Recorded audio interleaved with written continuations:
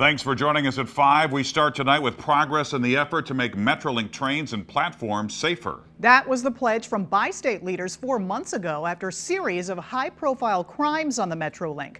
5 on your side's Marianne Martinez is live in the newsroom now with how they're doing and what comes next. Marianne? Kay and Mike, leaders from St. Louis City and County and St. Clair County say they have increased police patrols, and they say the MetroLink is getting safer, but they say there is still a lot of work to do. From fatal shootings to robberies, crime plagued the MetroLink this spring and summer. In May, politicians called for more security and safety measures in a memorandum of understanding.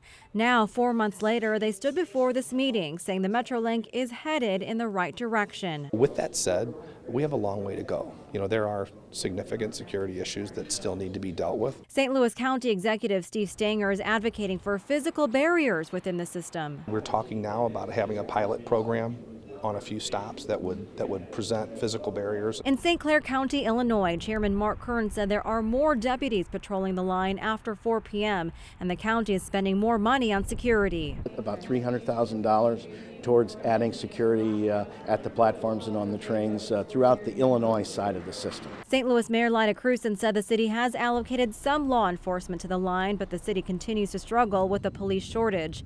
Krewson said the jurisdictions are improving communication. New in the last few months, this building on the Del Mar Loop where law enforcement agencies are able to meet and collaborate. Officers are communicating. The captain in St. Louis County is communicating with the lieutenant in St. Louis City and the sheriff in St. Clair County. Now there's also a newly created transit advisory group that is made up of community members, business groups, and education organizations. They will make sure the elected officials and law enforcement are held accountable and continue to work on improving MetroLink. Kay and Mike?